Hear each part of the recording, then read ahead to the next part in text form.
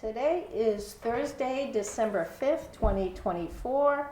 My name is Nicole Morin Scribner. I'm the interviewer and a volunteer with the Biddeford Cultural and Heritage Center. And today I have the honor of interviewing Delilah Poupore. And we are conducting this interview at the J.R. Martin Community Center in Biddeford, Maine. So thank you, Delilah, for agreeing to do this. And my first question is, did I pronounce your name correctly? You pronounced my name so well. Very few people do that, so thank you. And on that topic, I always find that it's an interest. There's usually a story behind people's names. Right. So what's your story? Well, the Poupars, P-A-R-T, P-O-U-P-A-R-T, were in Quebec, Canada, and when my grandpa, he was 14, when they left and came to Minnesota, it got anglicized to Poupore. So it had been like Poupar, P-A-R-T, a few generations back, and then when they came here, it got anglicized. And so, because that's part of the question that I ask as well, is what is your family's story about coming in this particular case? Well, I guess I need to ask you, can you tell me, if you're willing, what year were you born and where were you born? Sure, of course. 1967 in Duluth, Minnesota. In Duluth, Minnesota. So then your grandfather came from Quebec and went to Minnesota. Yes, I think there may have been a stop through Michigan, but then they were in Minnesota. From my dad's side, yep. Now, did they share anything about, and you said he was 14, did they ever share the story about why Minnesota and what did they do when they get there? What I've gleaned from some of the pictures that we have, which are amazing, was that they had been loggers up in Canada and then came, through the north woods of the U.S. and came here. So there are pictures on the logging roads and pretty big French Canadians and the horse crews and logging. Oh wow! Well, I hope you'll share some of those pictures with us. I do have them. I do have collection. Them. Yeah. Great. Now, do you know where in Canada they were? Quebec.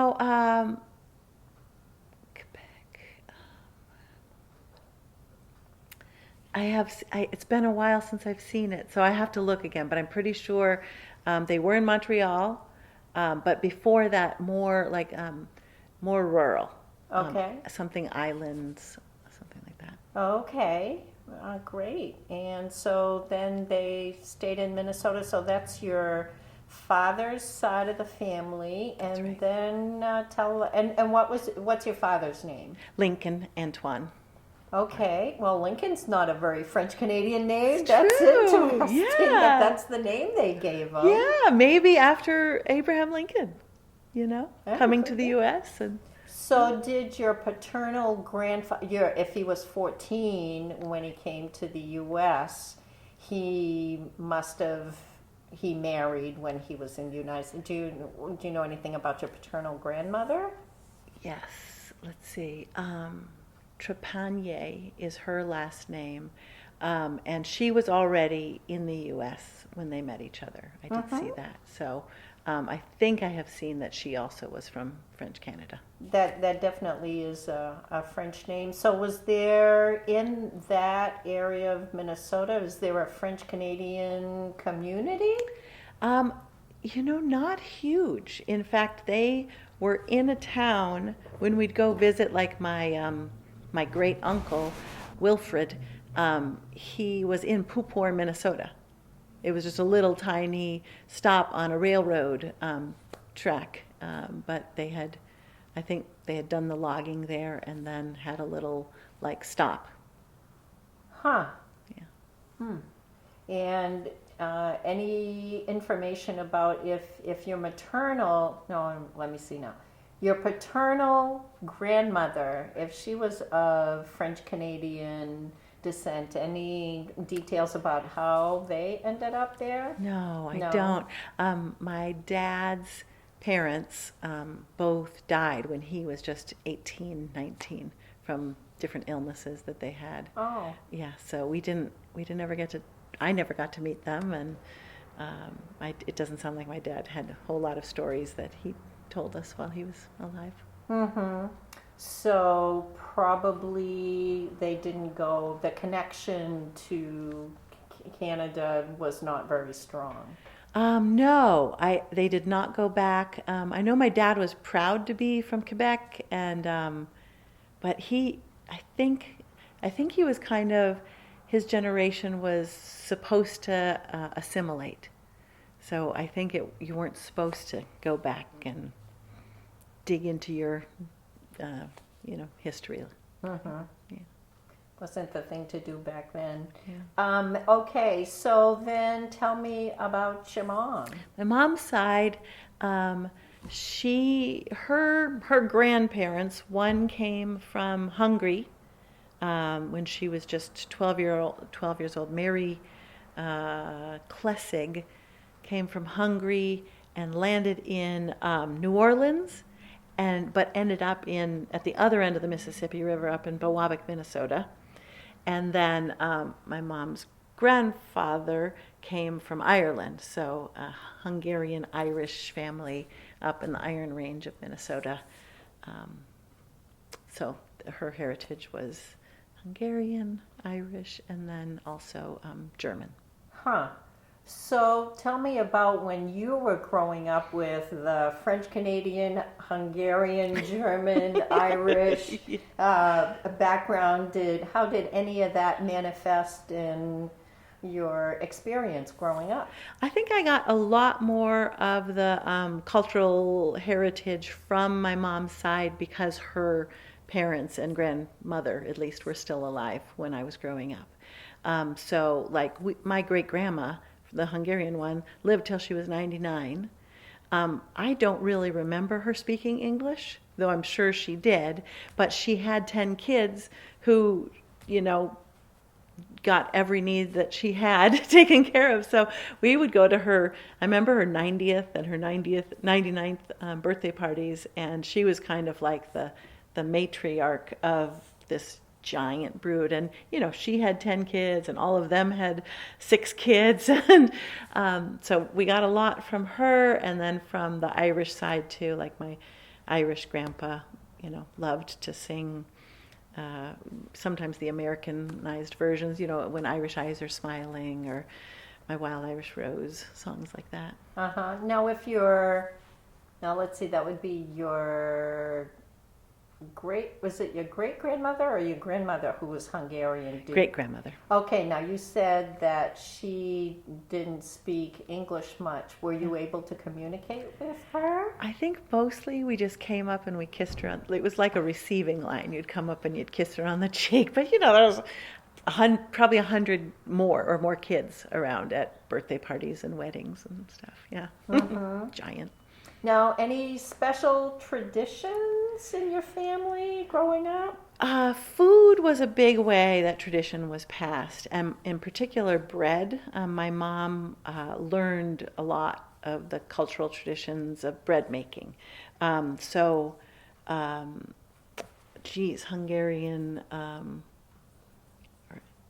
what is the petitsa? Yeah, Hungarian. My great grandma and the ladies from the range would come over to my mom's house and do you know petitsa? You have a large table, like 6 by 9, and you spread the dough out across the whole thing.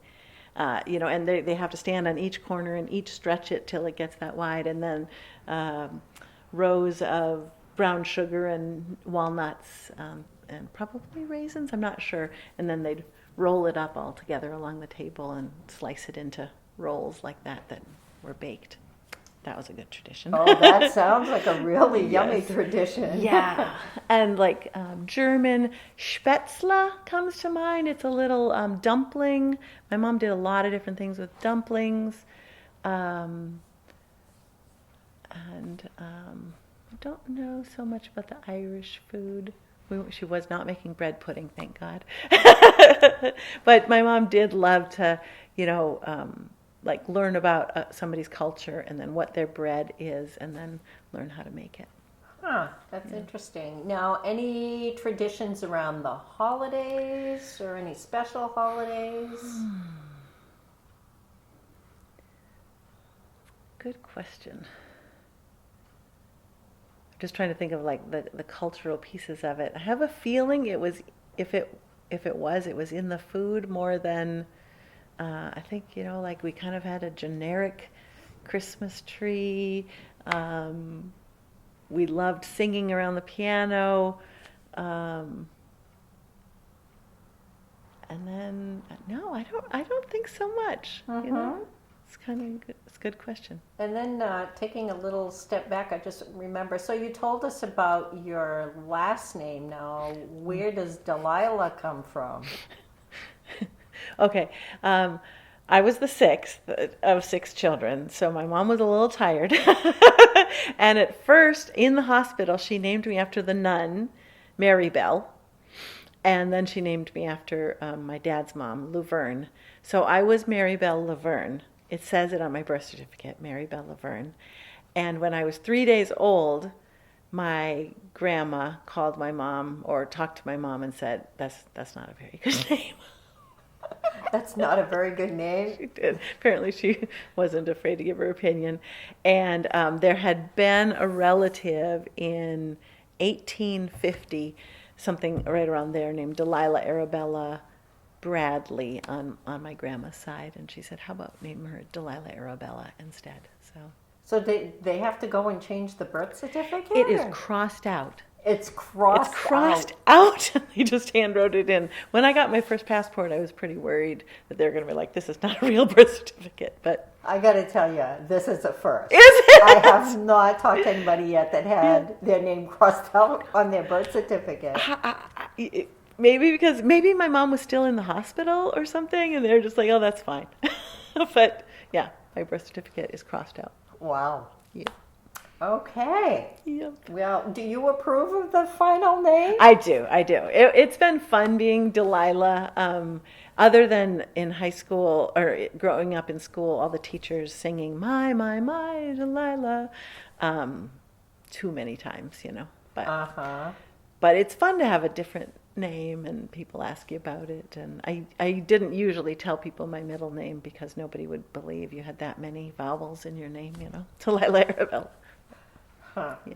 Oh, again, see, that's why I like to ask the question. Thank you. And yours was particularly interesting. That was a good one. Yep.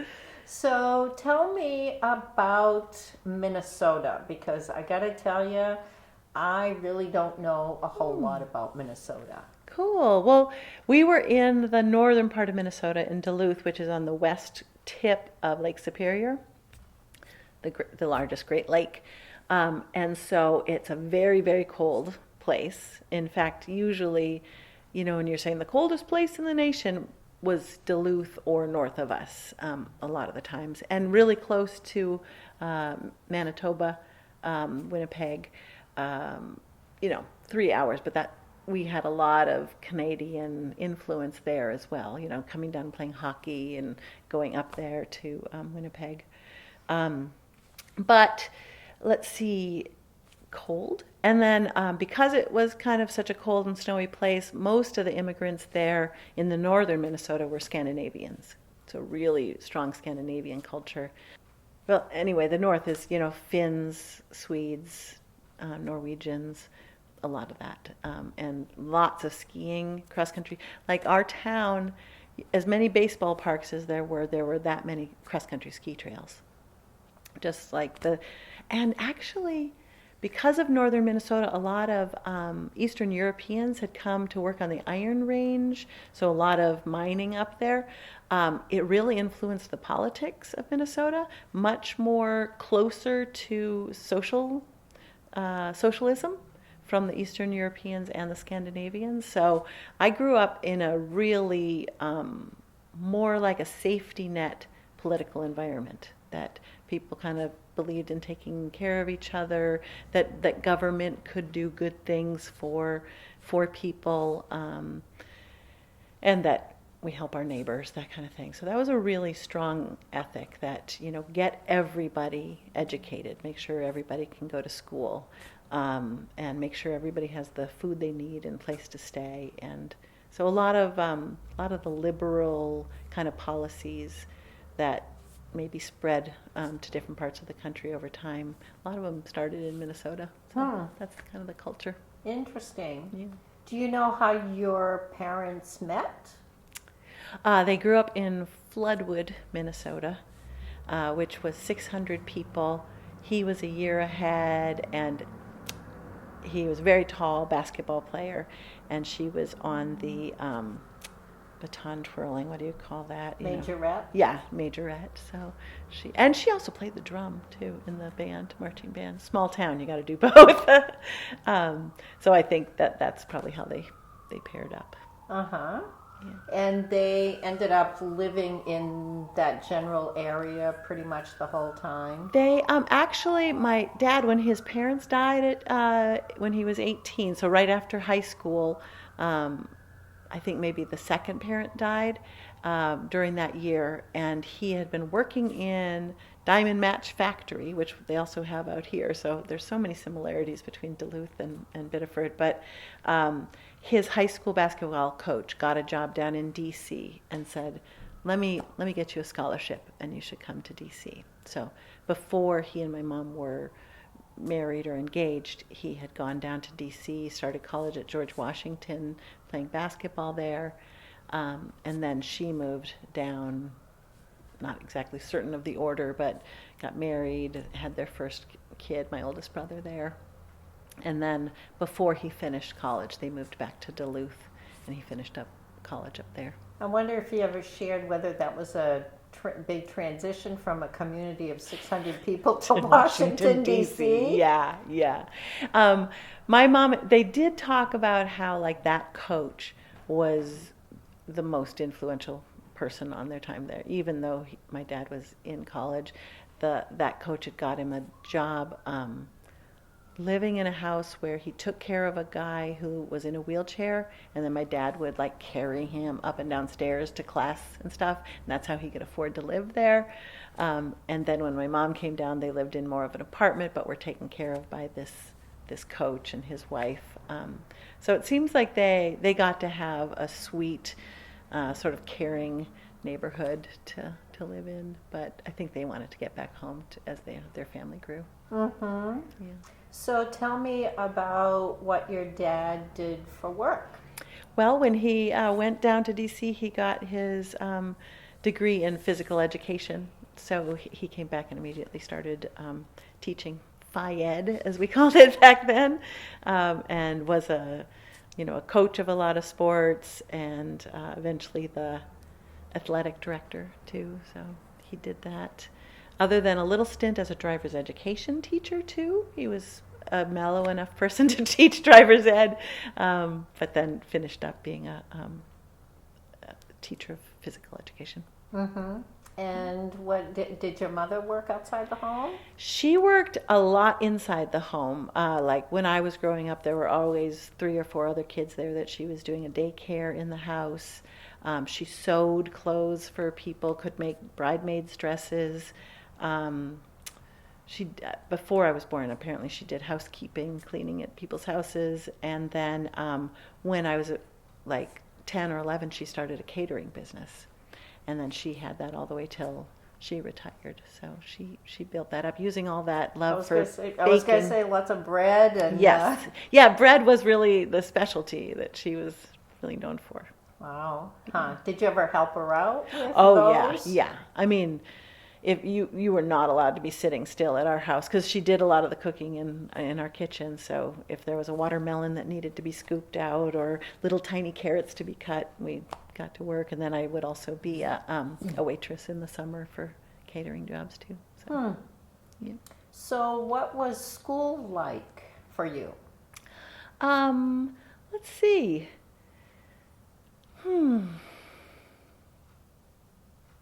Just kind of like starting at the beginning. Pretty like normal elementary school. A lot of time to play out in the playground. That was very important to me. I liked I liked doing plays. I really liked to be like very interactive in school right from the start. I wasn't much, I mean, I know I probably did behave and sit with my hands crossed, but that wasn't my favorite part of school at all. I liked, gym, being outside, doing plays, starting up something with my friends. Those are most of my memories of school, like when we got to record a commercial that we made together or something like that. And then through junior high and high school, that's when I was a cross-country ski racer. So I really I really focused a lot on being a skier. And even though I went to school and paid attention to certain things that I cared about, I really couldn't wait till after school and to get out on the ski trail. Were these small schools, big schools? Duluth was 100,000 people then, so our neighborhood elementary, this big historic old building, that must have, we usually had like two kindergartens of 30 kids or something like that, so, kind of big. And then the town had maybe 4 junior highs, and then by the time of high school, that was very large, a good, I'm going to say 300 or 400 people in my class, so pretty big. Mm-hmm. And that was one of 3 high schools in town. So. Oh, there were 3 high schools in town, yeah, Yeah. so it was a pretty good size. Yeah. What did you guys do for fun?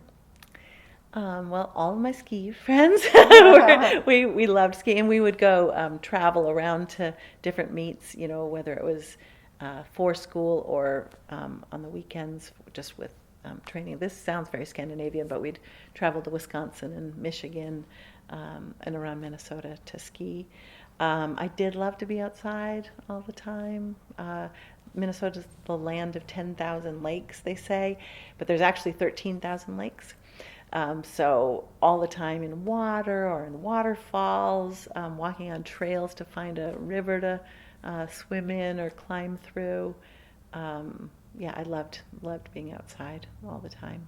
And is that what you did for family vacations, is go to? Yep, pretty much people would have cabins on lakes, and we didn't have one, but apparently my parents managed to pick friends by their good cabins. So just, again, a lot of swimming in lakes, playing with friends. We did do one vacation where we drove down to Florida, and that's almost all of the kids in the station wagon, all the way from Minnesota down to Florida, and went to Disneyland, of course. That must have been a big deal. Yeah, we loved that. I think some of the times they said that my mom put the, like a crib in the back of the station wagon, and I was in it. It's just like the lack of safety back then, But I think they'd keep me in the back, maybe with my sister Ann, and then a few kids in the middle, and probably one sitting in the front seat too, because you could do that back then. Uh-huh.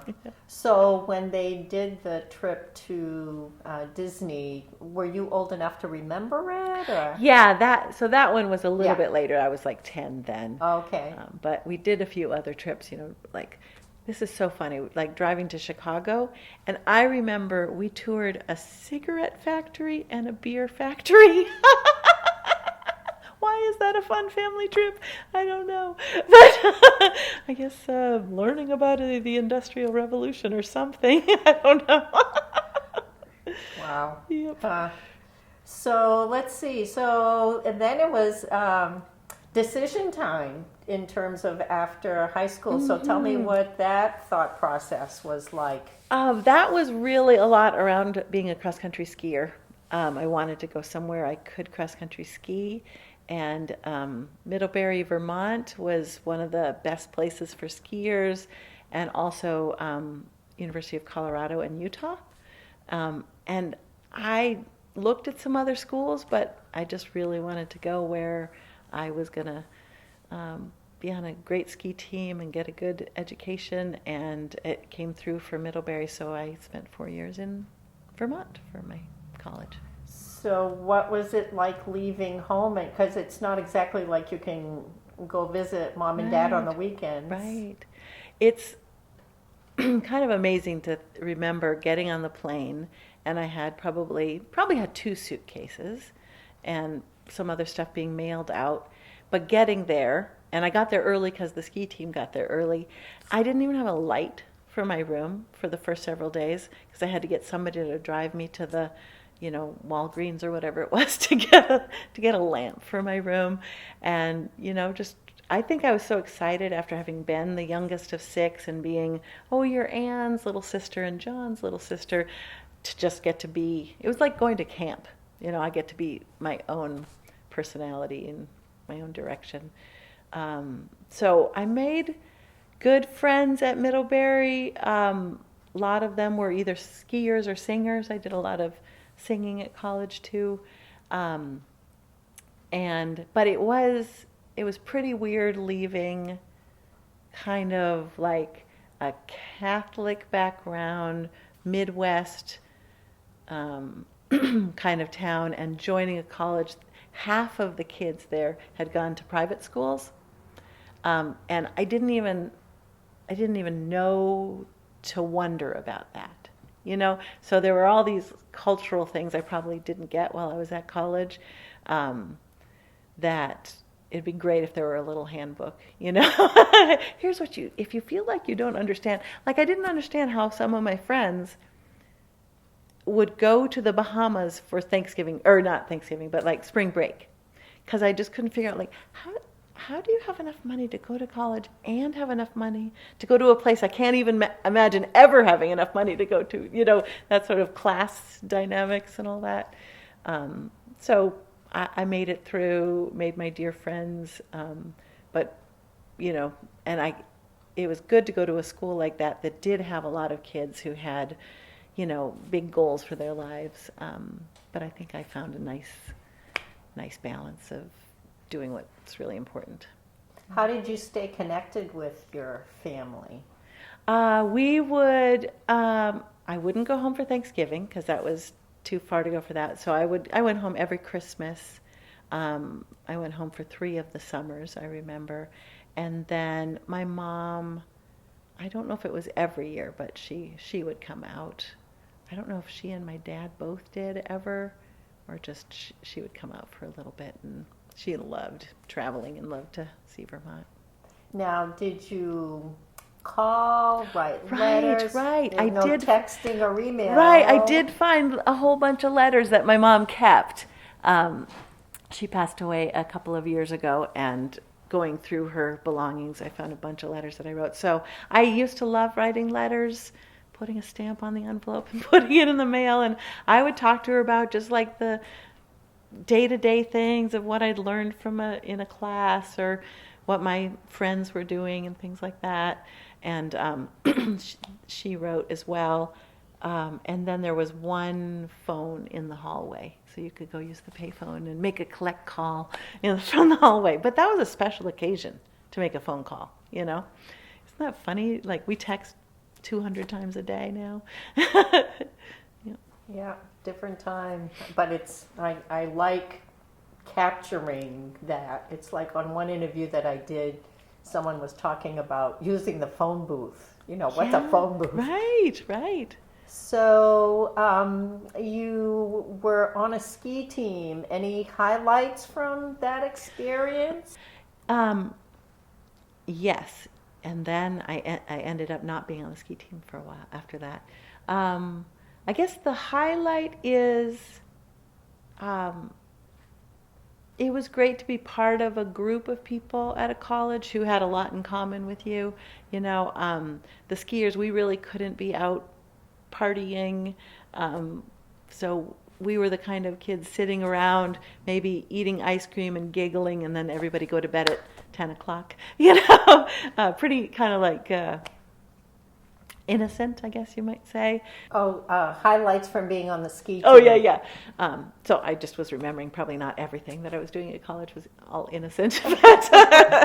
But having a good group of people, and then being challenged to do a very hard sport. Cross-country skiing is about the most physically challenging sport, for all the muscle groups and your oxygen. And I did get to go to the nationals that were out in Colorado, and I remember, like trying to breathe when you're up thousands of feet higher up in elevation, and needing to race at that was really challenging. But yeah, I guess just the challenge of it. I loved being able to have my body work that hard and see if I can achieve my goal. I'd loved doing that through high school. But then I ended up getting this injury my sophomore year, kind of a fluke. Cyst was in my femur, and as I was training, I didn't know this, but I kept having, like pain. And when they did an X-ray, they realized I'd had a fracture into the cyst, and that they said, like, you've got to be in a body cast for like 3 weeks, and then crutches. And I ended up not needing surgery, but I kind of liked having a winter where I wasn't an athlete, and I decided not to go back to it and focus more on music and other parts of my college that I was interested in. So I still love cross-country skiing, but that was my whole identity that got me to college, and then to kind of get a chance to drop it, actually. Well, I'm glad you brought up music, because I have seen in some of my research that that's been a little part of your life Yes, yeah, for sure. Yep. Like I said, when I was young, we sang around the piano in the living room. I had a guitar from a really young age. I loved writing songs. I was in choir. And then at college, we had an a cappella singing group. And I was on that all 4 years and directed it. And had friends who played guitar too. That was another part of my friends' base. And then after college, after college, I went to New York City for a year and studied jazz music at the New School for Social Research, because I had taken some jazz music classes in college and really loved learning that music, and thought I'd go live in the city for a year. I did not like living in the city, but I kept playing music. And then when I eventually moved out to California, I formed a band with another woman, and we were a duo for 10 years, both playing guitar and writing songs and touring and recording albums and stuff. Wow. Yeah, that was fun. What's is there I'm sure that there were a lot of memorable experiences from that, but is there one in particular that really stands out? Yes. We loved meeting people at, there's a Folk Alliance conference that we'd go to, and we'd play our music, but then we'd get to hear other people. And then when we were back home in Santa Barbara, we'd invite them to come and do a show. So we would get to open for our favorite musicians a lot, and just remembering those concerts. There was a great venue there in town that could seat, maybe 120 people, and that we would get to perform to a really good audience, and then we'd also get to hear our favorite people and often get to sing along with them. We ended up making relationships with some of the sort of the retired famous people of the 60s who moved to Santa Barbara, to that area. Michael McDonald from the Doobie Brothers, Jackson Brown, Loggins and Messina. And so we'd get to sing with them, and we ended up touring with Jimmy Messina for quite a few years, and it was just usually a pretty small group, sometimes as a trio even, and so that's a whole different kind of audience. I remember one that was 5,000 people, and all these people who knew all of his songs, and that's a whole different kind of musical experience. That's a different kind of show, Wow. Yeah. Well, that must have been a great experience. That for was. Sure. Yeah, and getting to tour with a professional with a following like that. I remember staying at a hotel in Dallas. I remember the hotel more than the music. And when we came in, they checked us in, and then the next morning when we got off the hotel, they said, "Good morning, Miss Blasius. Good morning, Miss Poupore." They study the names of the people staying there, and once you had, a certain coffee drink, they always brought you that coffee drink again. I was like, oh, I could get used to being with a rock star. But that was my short run of being with Jim Messina. Yeah. Wow. Yeah. So I'm going to dial back a little bit, go back to your college years. So let's see, what did you study? I was a philosophy major. I really liked logic. My first semester, I think I took a logic class, and just found that I had always liked math growing up, but I wasn't inspired by what you solve through math, but I was inspired by what you could solve through philosophy and thinking logically, and I loved like exercising that muscle pretty much. A lot of philosophers are sort of maybe hard to read.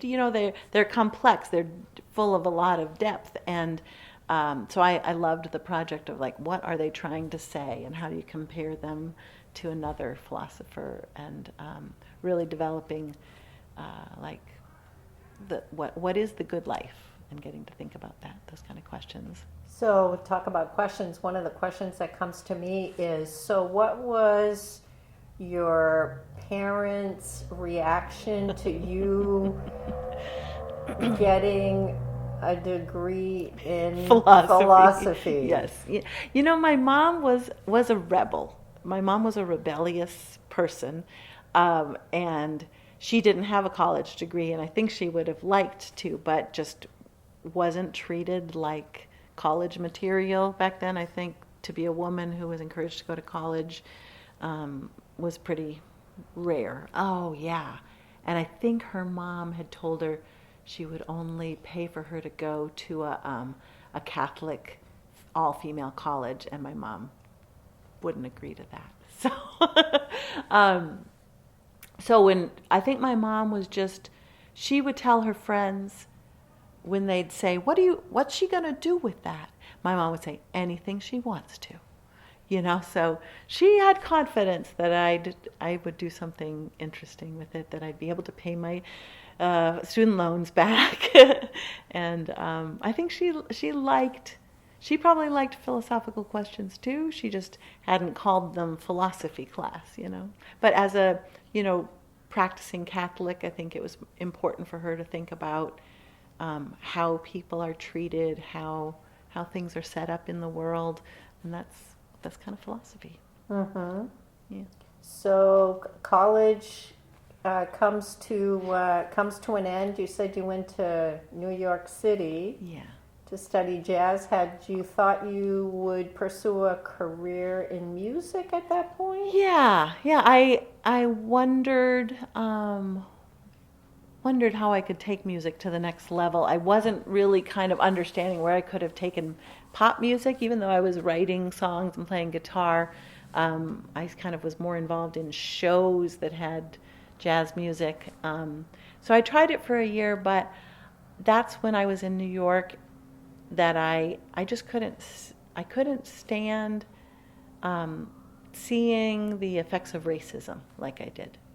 Having lived in Minnesota and then Vermont, and here I was in New York walking over black people's bodies who were always, on the street staying warm, and I just felt like the problem was so much. I couldn't make music at that point.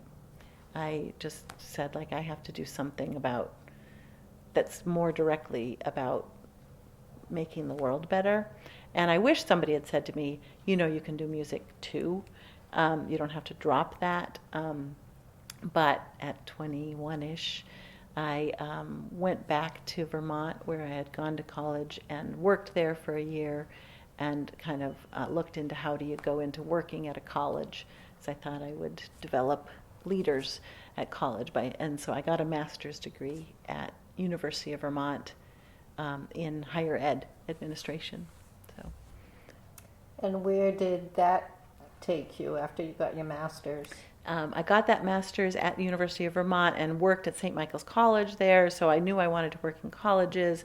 My first job was at the University of New Hampshire, and then I ended up having a partner who wanted to live in California, and I applied for a job in Los Angeles, and got a job in LA for 3 years working at a small college that apparently Obama went to, Occidental College, and boy, did I learn so much more about oppression and racism, and how groups can work together to address social problems by working there.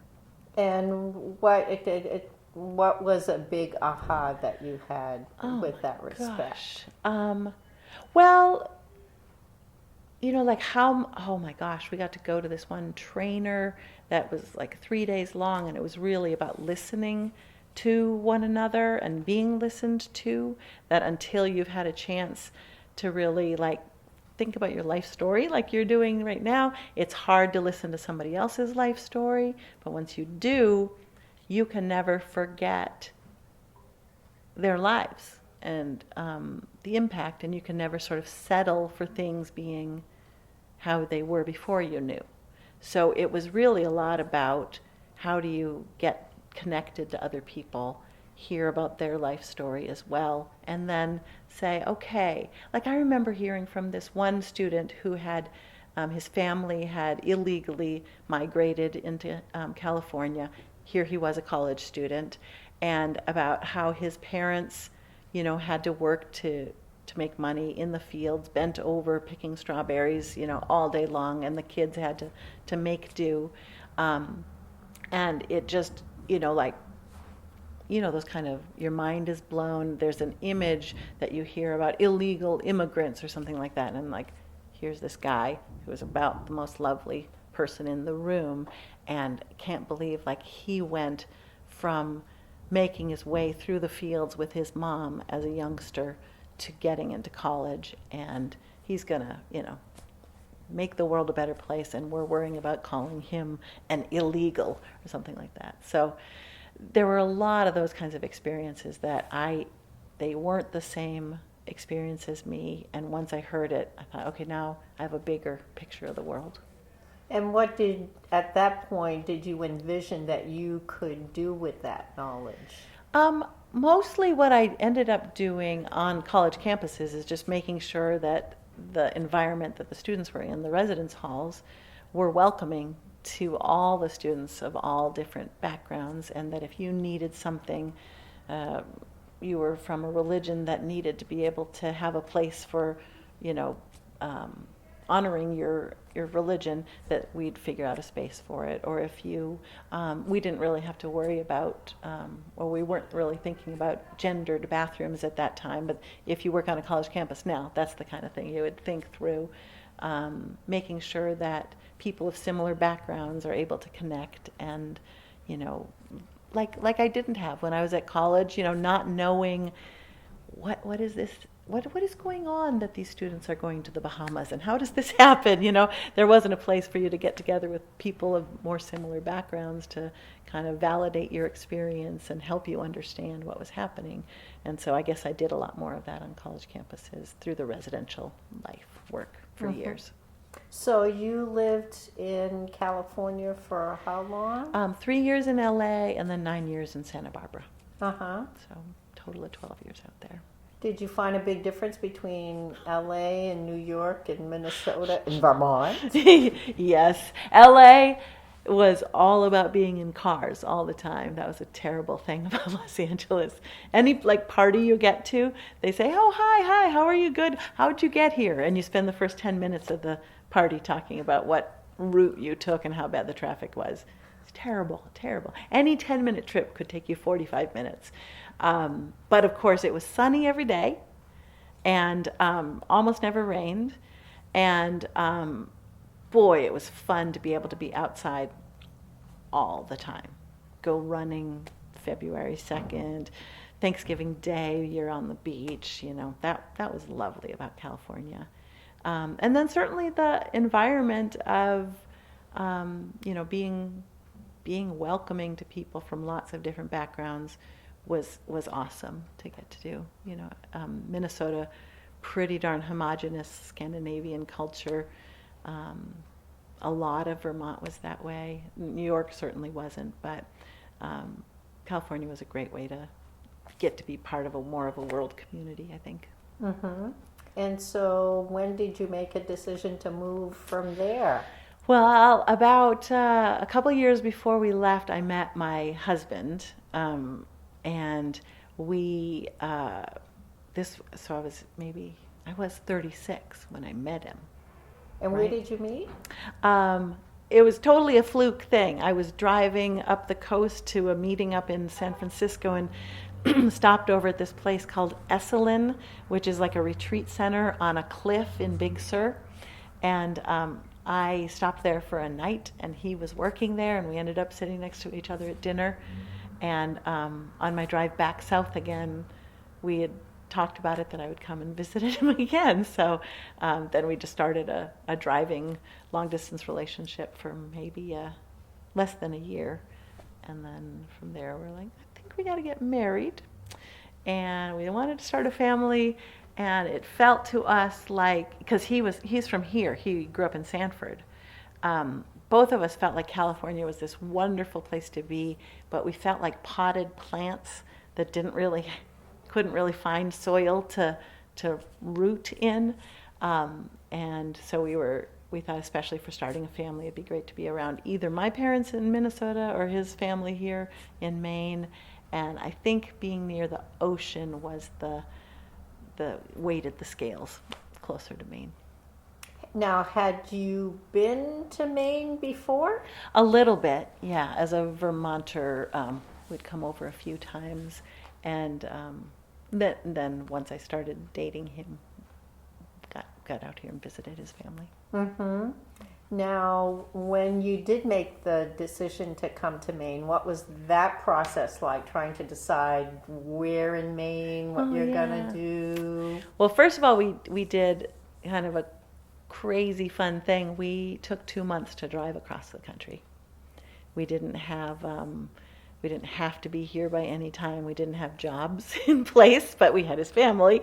So we took a long route through amazing, Death Valley and Yosemite and, up through Oregon coast and Vancouver and, through parts of Canada and, amazing things, as you can imagine, all along the way. And then we stayed with his parents in Kennebunkport from January through June while we were kind of visiting different places. We thought it would be great to be able to live somewhere near the ocean, because that's why we moved out here, but of course understood how expensive it can be in Maine to be anywhere near the ocean. We were even considering finding places where they have co-housing kind of communities, maybe where there's multiple houses but a community space where people are kind of helping each other either with farming or child rearing and things like that, but nothing quite hit the spot that way. And then we both really liked Biddeford and Saco, the two communities there. I think because of Duluth being such an industrial city, I probably didn't even mention that at the beginning, but I just kind of related to the industrial brick city of Biddeford, and we were looking for houses to move into in either town, and everything in Biddeford was a duplex or multifamily, and that made a higher investment. You had to pay more. And we also weren't really sure we were going to be great landlords because we'd never done it before. So we did find a place to live in Saco, but totally from the start considered ourselves Biddeford-Saco residents. So first of all, let me ask you, what's your husband's name? Jonathan Drummy. Okay, and what is his profession or his background? His background. He went to an engineering school, WPI, but I think kind of always liked more creative bents on things. So he's been working in various parts of the tech industry and data industry, I guess you call it. And now he's a data visualization expert. So whenever you see in the New York Times where there's some kind of a picture of a graph or dot map or things like that there's a science to all that. That's data science, and that's what he does. He likes to help tell tell stories about data through pictures. And does he do that independently? He worked for a while at Southern Maine Healthcare, the hospital here, to help them do that. There would be problems like that you could see because of data visualization that you couldn't figure out without it. He found out like there's a higher rate of falls that patients have. This is just kind of for example, on Friday afternoons. And once they saw that, they realized, hey, there's a trend that we need to make sure when people are leaving for the weekend, we have as many staff needed to make sure that this is safe. That's a little bit of a hypothetical example. I don't think that's exactly what he did, but it's the kind of thing that you might say, we've got to address falls, but until you see, wow, there's this trend over the last year and a half of this happening on Friday afternoon. So he helped with that kind of solutioning. I remember him figuring out something with data that ended up saving the hospital $100,000, that if you hadn't been able to see it visually, you wouldn't have caught the problem. So he likes that kind of thing. But now he works for a consulting company, and they work for large companies doing data solutions. So one of the things that I wonder about is especially where he grew up in the area in Sanford. Yeah. Had he shared anything with you beforehand about his perception of Biddeford at one point? Yeah. We knew that Biddeford was like a competition of Sanford. They were both big schools when he was growing up here, and big, football playing schools, things like that. He also knew that they were both, he would talk about them both being mill towns, and also both, really struggling as the mill era wound down, because he was here, teenager in the late 80s.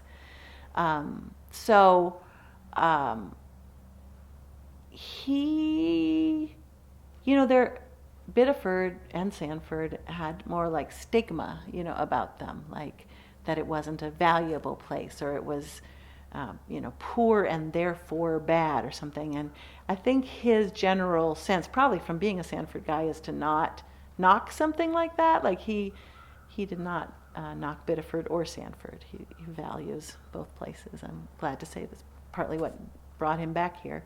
And then me too, being from Duluth, that had its heyday and then struggled with various industrial changes too. I just got very interested in this place I'm sitting in a room full of history, but as a place of pride, and people who built this, who obviously came from lots of places and gave up a lot to be here. And it certainly wasn't their fault that the mill era, wound down and ended,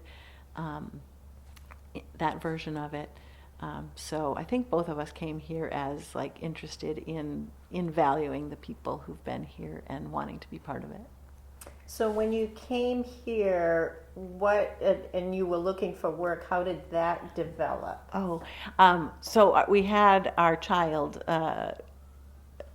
in September of the year that we moved here. So I actually, for the first 3 years, only did a little bit of consulting.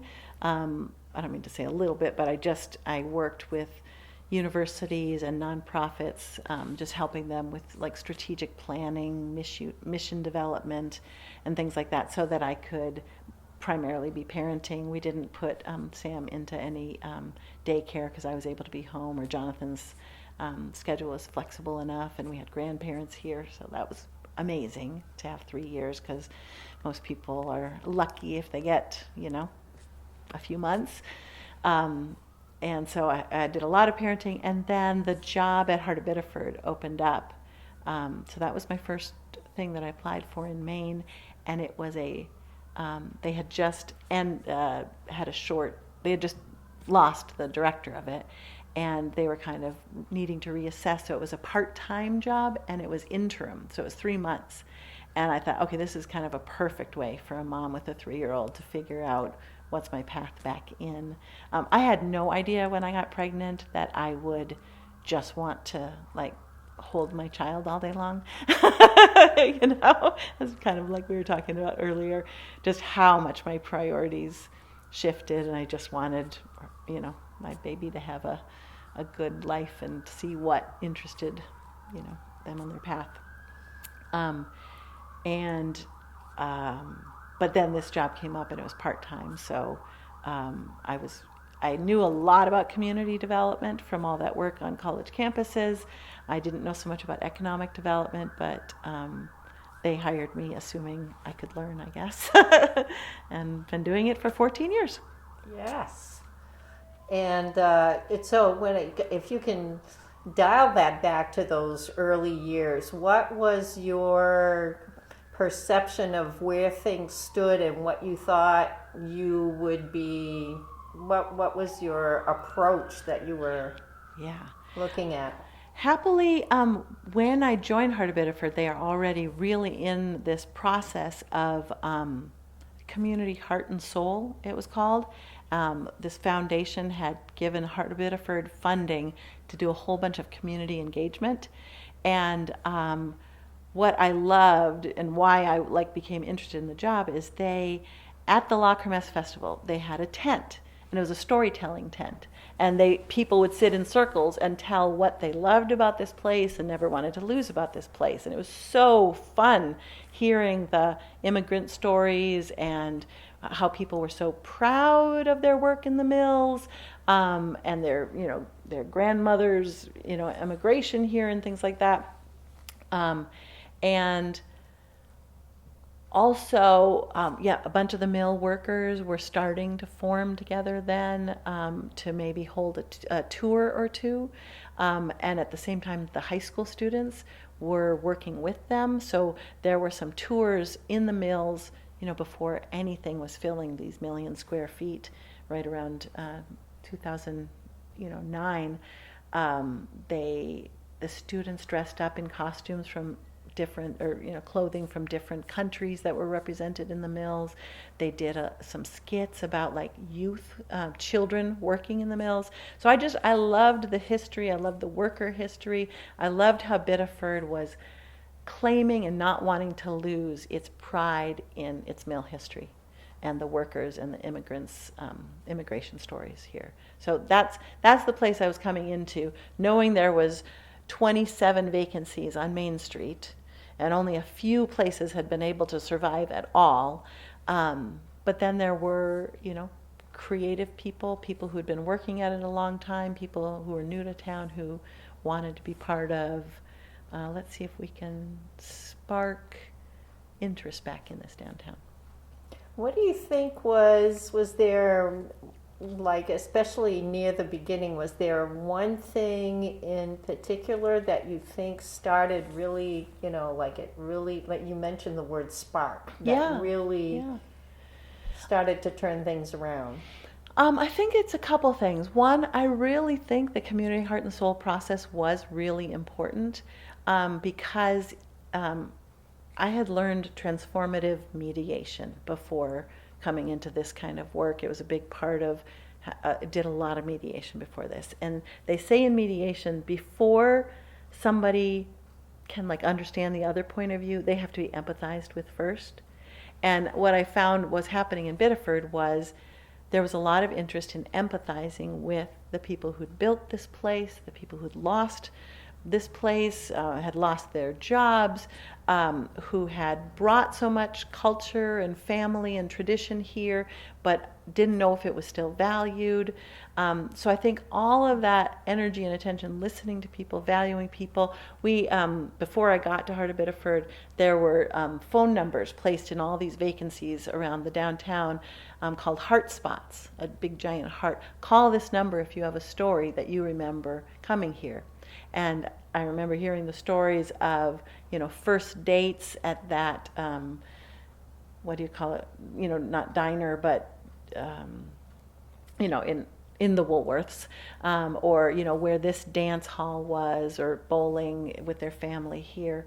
So all of that just was really, I think was really important. Before you try to build something, you build it with the people who are there. You don't build it around them or in spite of them, you include them. So I think that was really key. And then I think the Heart and Soul process also enabled people to create a vision for what the future could be. And people did there were a lot of exercises at, again, the La Kermesse Festival or other activities where people could kind of paint their picture of the future. And I remember when, and this is the third part, when there were discussions from the city of finally closing Merck, the main energy recovery company, Mike Riley from Riley's Bakery, he was third generation owner, came up to the microphone. There was a forum at City Theater, and he said, I'm having trouble selling donuts because it smells like trash in this downtown. And everybody likes Mike, and everybody likes donuts and Riley's, and they really didn't like hearing that their economic decision of the 80s was making it impossible in 2011 to run a donut business, a bakery. I think that he had felt involved and included, and he said, it's time we have a bigger vision for the downtown. Again, that is family friendly, that honors the history, and that, that lets us have a comeback. And I think his voice and many others helped the city council decide to buy out and close Merck, which was an extraordinarily difficult thing to do when you're highest or second highest taxpayer in the city. I understand there were about 80 jobs there, many of them, good or with benefits, good pay and benefits. And so you're going to say to the community, okay, our downtown is empty, it's going nowhere, malls are kind of where it's at. Let's shut down our biggest taxpayer and 80 employees and hope that this cockamamie scheme to have a new vision for the future happens. Very challenging to do it, but they invested, I think it took like $5 million to make that deal happen. And as soon as Merck closed, then the development in the mills, the restaurant scene, all of it sort of just like you're not working within a smelly downtown with little explosions happening here and there, because people put a propane tank in their trash. That was not an environment if you ever expected the downtown to come back, either economically or as a community hub.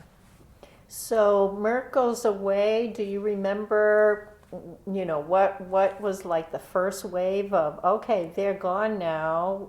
It doesn't happen automatically that somebody rushes in. Right. I think what I love about that period, it was a lot of, I'm so happy about this. It was a lot of local people who had already cared about Biddeford or been part of Biddeford, taking incremental steps. We, Heart of Biddeford, held a Main Street Challenge business competition, and we got help from property owners who would give away 6 months of free rent, lawyer who'd give away, donate some legal help, architect, website designer, and all this. And we put together these $20,000 incentive packages for 3 businesses to win in the downtown. And Elements, Books, Coffee, Beer, was one of those winners. And now they've been here for 13 years. But nobody had proven that you could do a retail shop in downtown Biddeford, that you could make a coffee shop last. But this was done by a help from a whole bunch of, probably 10 different entities got together to make those first 3 businesses that came in possible. At the same time, Doug Sanford was able, he'd bought the mill buildings at $1 a square foot. But even then, people called him crazy. You're never going to be able to develop these 1 million square feet. What a waste of money. But he would take 200 square feet and build that out for somebody, take that money and have enough money to build a 400 square feet for somebody else, take both of those and be able to get a loan to build out the next section. It was like very incremental. So it wasn't like the trash incinerator closed and all of a sudden the cost of living shot up for everybody, because it was really internally created development. the spaces on Main Street went up incrementally as more customers came to the downtown. I loved that. That was for every good thing that happened, one loss would happen. We'd gain a business, we'd lose a business for, a good 5 years in there. Just like no sense that we were catching hold, but it was very it was gritty. We're working together. Let's see what we can do. That I think happened during that period. So when I think about, again, when you started with Heart of Biddeford, it was interim, it was part-time. Now, where did the money come from to provide some financial support to even keep Heart of Biddeford going? Right. It is a nationally designated Main Street program. Main Street America helps communities start these up, and they each run differently, but they do have some things in common. And one of them is that your funding should come from kind of a three-legged stool, from 1/3 from your municipality, one from residents, whether you've got fundraising events or donations, and then one from the business community. So when I joined Heart of Biddeford, the budget was $60,000, and that paid for my salary and all of our programs. So not a huge budget for an organization. And I think we actually had that $60,000 budget for quite a few years. And then kind of a fourth leg started getting added of grants. We were part of, other grants that were won by the Main Downtown Center, and then that would give us some funding too. Or we started applying for grants, for operating grants or for projects. So we've been up more like 170 to 200,000 for the last 8 years or so. Now, I want to take a second to, people hear the word, we got a grant. I don't think that unless you are a grant writer or a grant administrator, you have a clue exactly what it means to have a grant. Is there possible to do a Reader's Digest version of what goes into writing a grant and administering a grant? Yeah. Can you give people a sense of what that means? Sure. The shortest hand is that there are sources of funds out there, either private funders, or like the state government or federal government, and they either have a fairly easy or very complicated process where they say, here's what we're about and here's the kind of things we fund, and then here's the questions you have to answer. And you can't just tell them what you do. You have to tell them exactly how what you do matches exactly what they want to fund. And that is a very tricky thing to do and can be laborious because 3 different grantors may ask the question in entirely different ways, so you can't even cut and paste between them.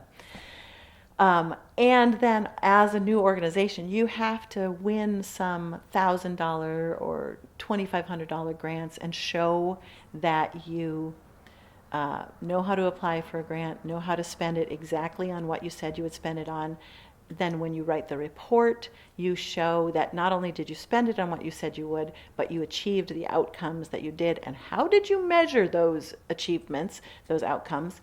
And then once you've done that, then, okay, now we can try for a $10,000 grant or something like that. And you build it up over time. And I will say the exciting thing is as you build that over time, this last year, my contact at University of New England, somebody I'd worked with over the years, contacted me and she said, Delilah, we want to apply for an EPA grant around climate. And we know you do a lot about sustaining community, and we need a CBO, a community-based organization, to partner with us. Do you want to meet? And so I said, sure, I'll meet. Well, it turns out it's a $20 million climate grant. And we spent from March to September this year putting that grant together. So it's by far the most complex grant I've ever done, and we'll be finding out in the next week if we get that. But this is really literally going from $1,000 or $500 grants, $1,000, $2,000 grants to the possibility of a $20 million grant. Wow. Yeah. Yeah. Ooh. I know. Well, we'll stay tuned to see how that turns I out. hope I have good news to report. I'm only checking my email like constantly. So you, Heart of Biddeford has sponsored or participated in lots of events through the years. Is there one of your favorites or one that you're particularly proud of? Yeah, we just had our 10th anniversary of the River Jam Festival. And I love it because it started behind the mills in a little space on Laconia Street. We brought the La Kermesse stage back there, and it was about 95 degrees on the pavement, so not the best location for it, but we wanted to bring a music festival to town. And over the 10 years, it's grown. Sometimes it's been in partnership with Saco. We had it for a few years down in the big parking lot behind Run of the Mill.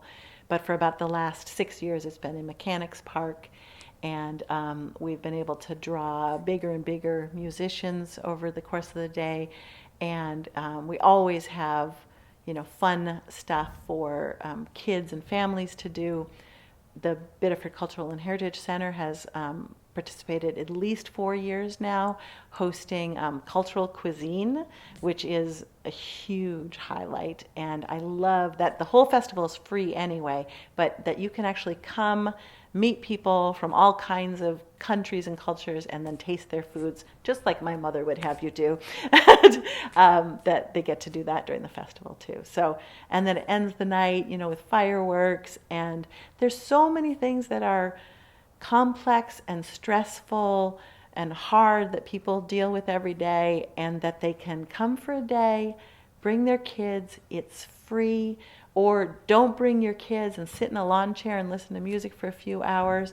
I really see it happen, that those kinds of events help people heal a little bit, slow down, enjoy, feel some joy, know their neighbors, be less frightened of differences among their neighbors. And so it seems like it's a fun music festival, but it really does so much more than that. Now, though that's obviously a big success, can you share a challenge that you've experienced that, maybe things didn't turn out as you had? Well, I'm going to knock on wood as I say this, that the weather has worked every year for 10 years. Let's see. I will say that this is, a challenge we're dealing with right now that we really weren't as aware of even, 3-4 years ago, is that the stress that people are experiencing in their lives is showing up around the country at public events. You hear about somebody driving into a parade or a festival, or being armed, like they were in Lewiston a year ago. When we had our 5K race last year, the Lewiston shooting was the night before. And so we canceled our race, and we took the $2,500 of proceeds and sent it to the Lewiston Fund. And that is part of our planning now in a way that it certainly wasn't just, like I said, 4+ years ago. We've always had to have safety in mind, security people related to, alcohol and drinking age and things like that. But now we have to have various meetings on what's the safety, what are we doing to put barricades up that nobody could drive into a crowd, who do we have watching on the perimeter of things for behavior that would be worrisome, having a close relationship with the people in the police department who know everybody who does,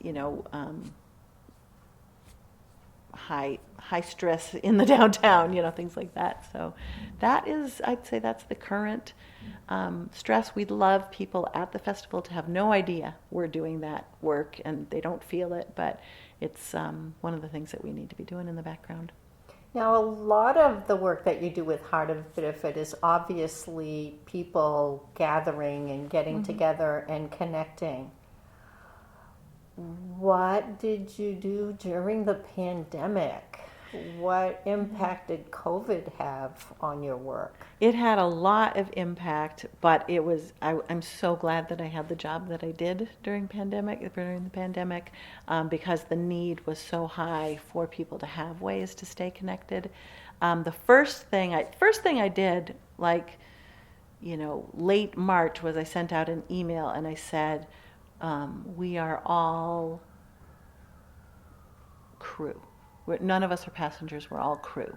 And I was just like putting out communication to the community that this is a stressful thing. I think I said it's only going to last a couple weeks, but we've got to pull together, And we did a big banner over Main Street with a mask on it, with Rosie the Riveter wearing a mask, and I think it said moving at the speed of safety, just like communicating that we're going to be able to keep moving, but we need to have safety be the guiding kind of value that we have. And then one morning at the beginning of April, I just had an idea, and I put a Facebook post up with a little fundraiser, and it was called Share the Love. And I said, I want to raise $2,000 so that we can buy some food from a downtown restaurant and bring it to frontline workers at the hospital. And by, the end of the day, we had $14,000. People were just like, that's brilliant. And so we were able, through that fundraiser, to buy meals every day for 5 weeks. And I would put on my double mask, and I'd pick up the food, and I'd bring it to a different department at the hospital or the police station, fire station, grocery store. And the businesses made some money. And they also, some of them, unless they were open a certain amount, they couldn't even qualify for some of those loans that were out there or grants that were out there. So this enabled them. They were making some money. They were still able to keep their employees, so then they could apply for those grant funds. So the businesses were able to stay open. The frontline workers sure appreciated Riley's. One day I remember I brought like 100 loaves of Riley's bread to the hospital for different departments to hand out, or just I brought some pizza from somewhere I can't remember right now to the Hannaford grocery store. So just they felt great.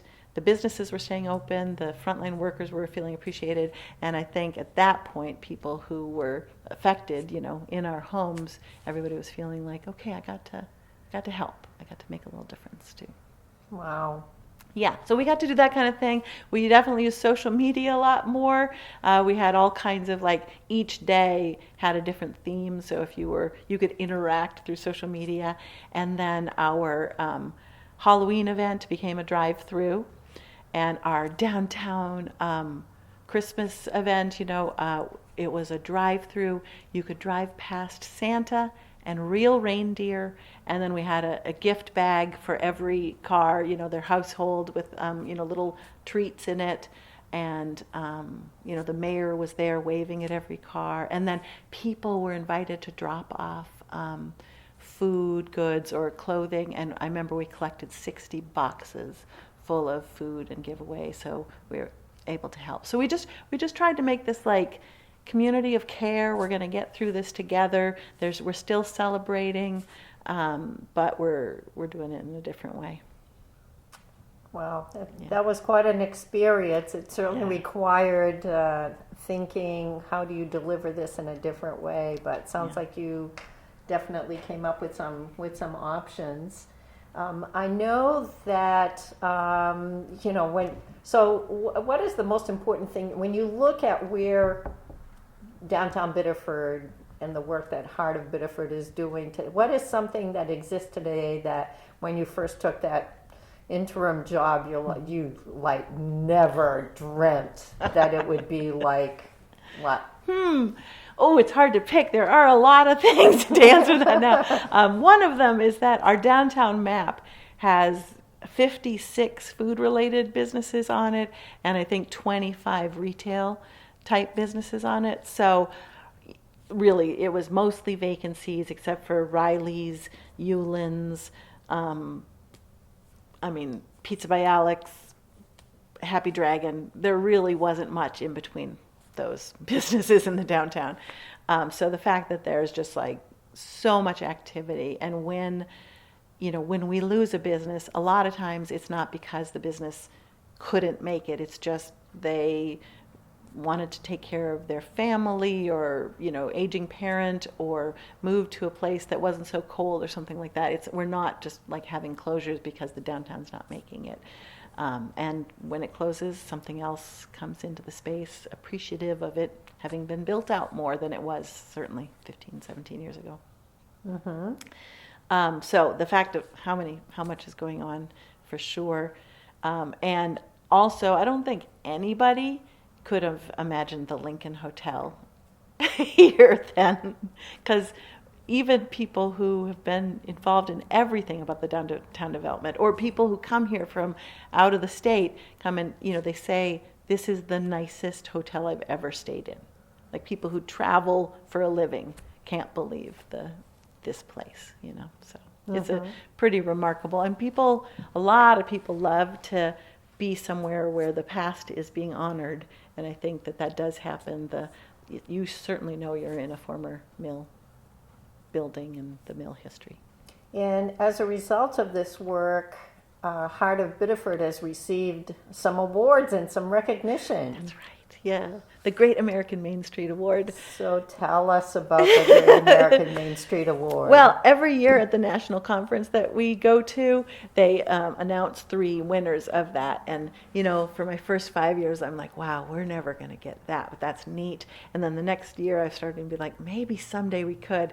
And then I told myself, when the Lincoln Mill is renovated, then we should apply for that. And so it was, in 2021 when the Lincoln Hotel and the lofts were launched, and I'm like, okay, let's get this, let's apply for this. And usually you don't win one of the GAMSA awards when you apply your first time. You usually have to go back a few times, but they were just so impressed with the amount of community involvement in the change, and the amount of the diversity of people involved in it, and then just some incredible wins over time of not only closing Merck, but making sure that a lot of industry did come to the mills, and a lot of other kinds of businesses, and that we're building community while we do it.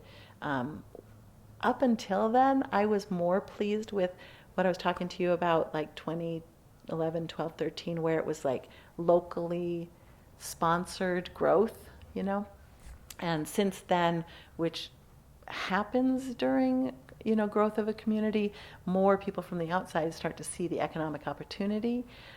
So there are some challenges that have just been coming up through the pandemic and after that, just like the cost of living being so expensive, for example, mean that we have a whole new challenge that we have to create a goal for 2030 of what's our vision for that, because we've achieved a lot of that vision from the heart and soul process in 2011, but now that we're at a different phase, we need to not lose the community created goal. Now, because of the accomplishments, you've been asked to share. I wonder if people are aware that you just mentioned on the outside, people on the outside want to hear Biddeford's story, and you've had a chance to share that with others. Yeah, I've gotten invited to Connecticut. They were, or Rhode Island was thinking about adding a statewide Main Street program, so they had me come to speak about Biddeford's story, and I've gone to Pennsylvania as they've been increasing their Main Streets. I talk at the national conference just about every year on some topic of what we've been up to. So people really like the Biddeford story. Who'd have thought that we'd be the role models? You are! Biddeford is, yes, for sure. And you've had some personal recognition as well in terms of awards and for the role that you have played? Yeah. I don't like to remember those. Okay. But I do appreciate, I lose my voice when I talk about that, yeah. And I'm sure that your family, recognizes, the contribution that you've made here, and that it's appreciated. Yeah. Is there something about Heart of Biddeford that you think maybe people aren't aware of, something that you're doing, or? One thing I would want people to make sure that they did know about is like how much of this work is volunteer driven. That's the whole the whole point of a Main Street program is that we've got a lot of subcommittees of the board that are just interested residents who have found us one way or the other, been introduced to us by somebody else, or they write, sign up in our little form about volunteerism and say, I'm really good at this. And then I'm like, well, would you like to be on this committee? You don't have to be on a committee. You can just help out for 2 hours each year at the, Merry and Bright Night, being behind a table helping kids decorate cookies. But like we have this one committee called the Strategic Communications Committee that didn't even exist a few years ago, but one of the downtown business owners used to work in social media marketing for Fortune 500 companies when she lived in New York, and now she has a coffee shop. And she was giving us advice here and there on our social media and campaigns, and over time she was had more suggestions, and our board president met with her and she was like, would you like to be in charge of that?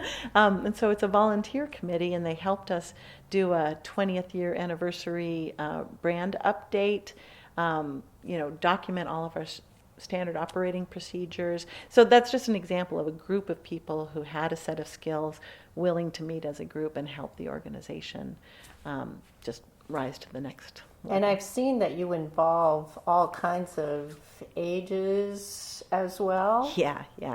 The schools have been amazing. And maybe that's the best thing to know about Heart of Biddeford. We'd love to say yes.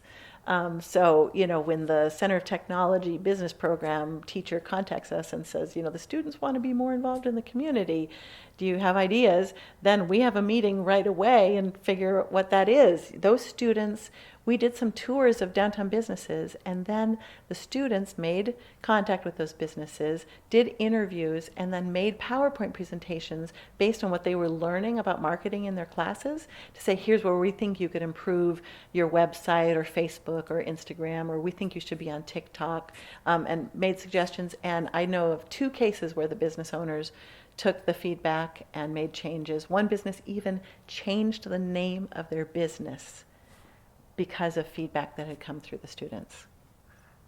That really sounds like a win-win. Yes. The definition of a win-win. Right. And the students love having that, and they can say that on their resumes that part of their business class was doing marketing, research, and presentation for a small business. Not to mention connecting with their community and really having an appreciation for it. Right. Now, appreciating communities, there's been some history in terms of, Biddeford-Saco. Oh, yeah. So tell me your perspective on the whole Biddeford-Saco thing. Great. Well, everybody who, talks about the 2 cities, it really has to be based in knowing that primarily the mill workers lived in mill housing around the downtown in Biddeford, and the managers tended to live in Saco. And so that's a class divide. And lots of cities in Maine have that. And so if you just say, it's one city, one Main Street, you're ignoring the history and the impact of what that does. Because it's really normal in class divides for there to be one that thinks they're above the other and one that feels below the other. And then in Biddeford-Saco case, there was a battle of the bridge each year where they beat each other up, I believe, over this, So I think it's important to really acknowledge the history.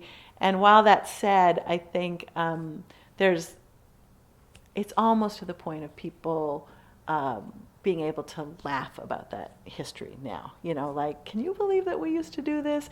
Because now you might have gone to Thornton Academy, but now you're a teacher at Biddeford High School, and your kid has a job on Saco Main Street. The blending of the 2 towns is much more just part of life now. And Saco Main Street and Heart of Biddeford do a lot of partnering together, especially including the chamber too. But we do restaurant week together, wellness month together.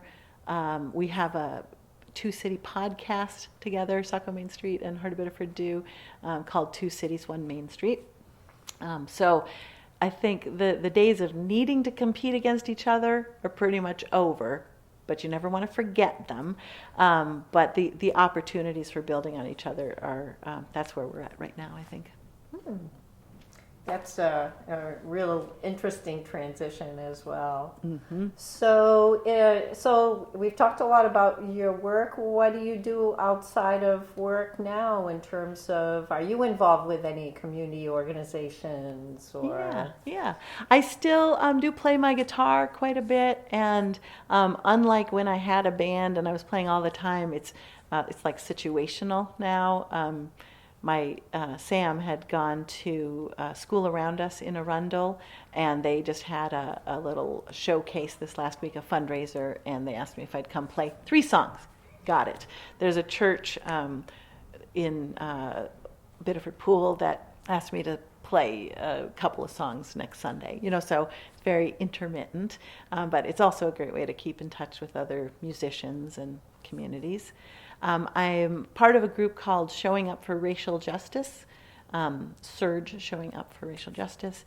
That organization started in 2020, I believe, after George Floyd was murdered and the social unrest that happened after that. So 3 of us just started learning about Surge and gathered some people, and we've done different educational programs. We've gotten people together. Like at one point during the pandemic, we were researching how much of the city budget goes to policing versus social services, and looking at that issue of how much communities help people in need versus just police them when their need leads to, troubles. Mm-hmm. And then we were part of 2 different history tours. One, a Black History walking tour in April of 2024, and then this fall, joining with another organization. It was Indigenous and Black History Recovery Tour. So learning about the connection between this area and Indigenous history and the connection to the Atlantic slave trade and everything. So really, really interesting. So you said at the beginning that you and Jonathan decided to come back to this area to raise your family. And now Sam, I understand, is a senior in high school. So was it a good decision? As a parent, what was it like to raise Sam here? Oh, yeah, I think it was a great decision.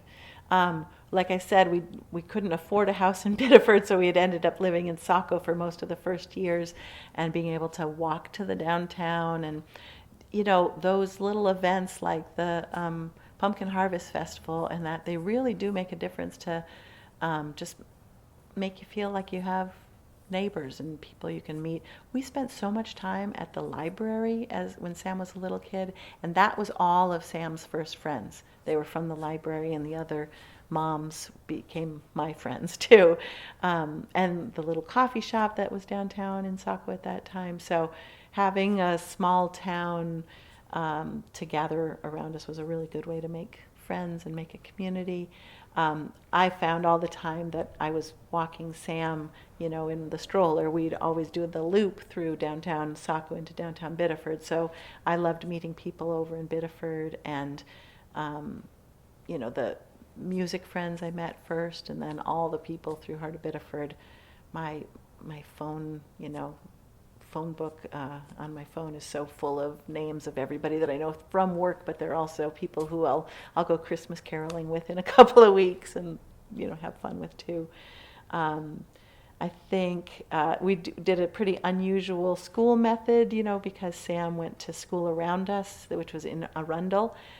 It was a parent-led school, a little bit closer to like homeschooling, but doing it all together.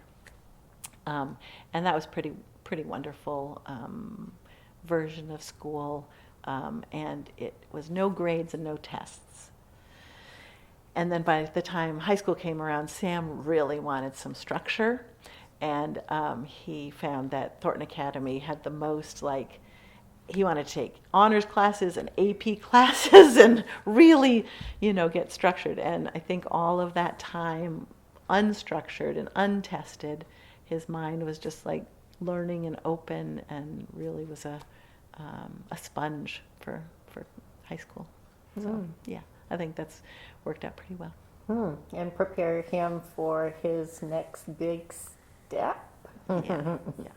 Maybe he'll get his early decision choice, and otherwise there's going to be a lot of work over Christmas vacation writing applications. So as I start to wrap this up, one of the questions that I like to ask is, what is it that you'd want to make sure that people take away from hearing your interview? I would want people to hear that Delilah came here wanting to know this place for what it is and what it has been. And then from that, base and through connections,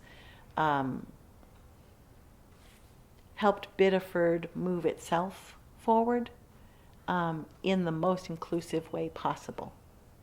Not only the people who built this place, but the people who are new here, people who are asylum seekers, people who might be on the outside, as well as the people who, fit in this room with maybe 150 years of history, too.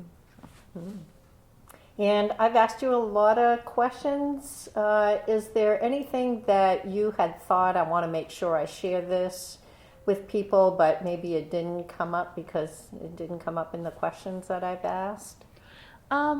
I don't know if this, just the first flash thought that came to me was about the natural environment here and how awesome it is that the river runs through the middle of this city, and that, it has this fascinating role of having powered the mills, but now it's more and more cleaned up and people can be on it. And my family owns paddle boards, and we go paddling up to the waterfall and turn around and go down. And Clifford Park is only 6 blocks maybe from where we live in the mills. We live in the North End Mill.